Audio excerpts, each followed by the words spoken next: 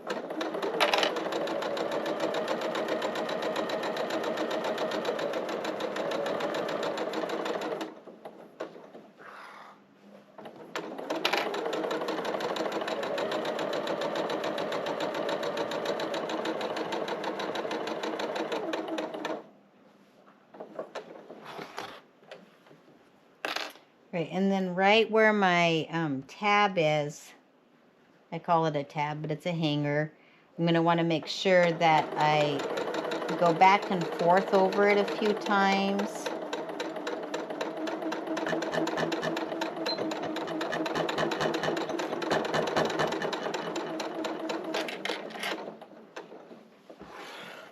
So normally in my past videos, I haven't really shown myself sewing, I think mostly because most of you probably know how to use a sewing machine. All right, so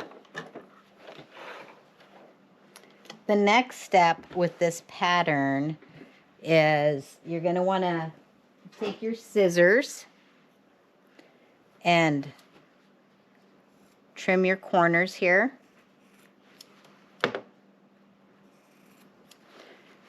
Right here, you're also going to want to cut just a teeny bit into this corner, but make sure that you don't cut into the stitches. I do a little bit on the other corner.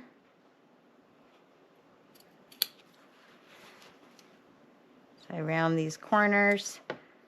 I tidy up my holder here.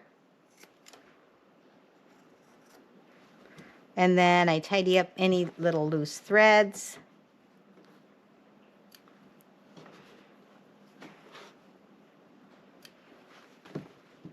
And then the very last step on this, really at this point, is really just to turn it. So you just put your hands in here. And I left a huge opening. You probably don't really need to leave that large of an opening. And do a quick turning. And the key to any really good sewing project to have it turn out is to make sure that you press, press, press. So I'll see you in just a few moments. All right, so I have turned it and I have pressed it. And look at this. I mean, really, this is such, like, so fast and easy. So normally I would go ahead and sew closed my turning opening, but really when we go to stitch this together, this is going to get stitched. So you don't need to do that. So all you need to do is you fold this over. Okay, you're going to fold the other side over. I flip it around. Here's my top compartment, my back compartment. So I'm just going to, and you want also to make sure that your sides perfectly match up. So once you have that width, like a 1/4 to 1/8 of an inch, you're just going to come around. You're going to start right here, back stitch, come over, back stitch, and you are done. So I'll see you in just a few moments. I'm not even going to take you over to the sewing machine. All right, so I am back from sewing, and like I said, you just start here and you want to come and back stitch. So here's a sewing tip if you're not familiar with this. When you have your material underneath your foot, you're going to want to take the extra thread and you're going to want to pull it with one hand when you start to sew. So I don't know if you've ever had a problem with your thread like binding here and knotting up, but that's because it's getting up underneath your foot.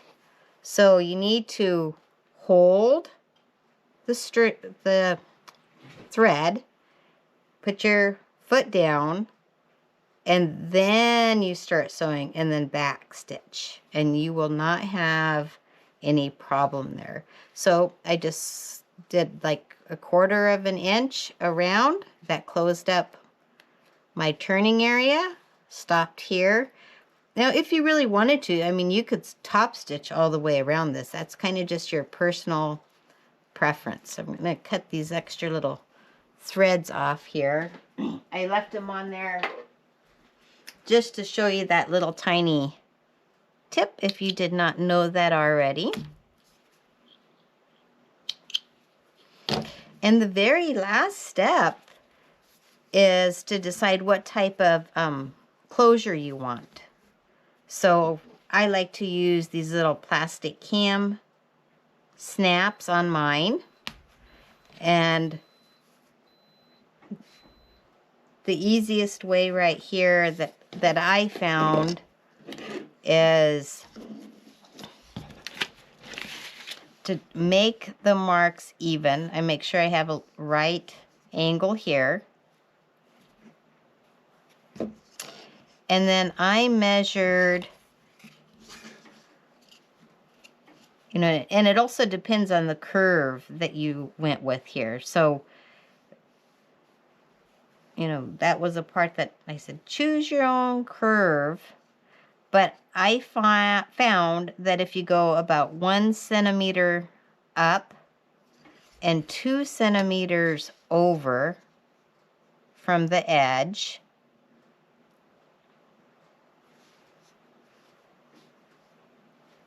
and that's going to make a really nice place right there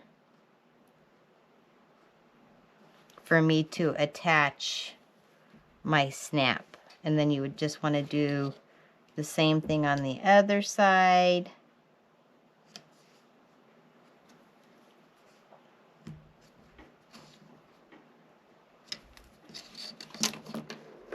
I usually take a good look at them. Are they centered? So you can see my other one is not perfectly centered. So you're going to want to play with that a little bit to get your marks where you want them to be to put in your snaps. So I hope that you enjoyed sewing this quick and easy pattern with me today. And again, if you like my sewing technique and the tips I give you along the way, please like and subscribe. And until I see you again, hopefully next week, I am signing off from Kodiak, Alaska.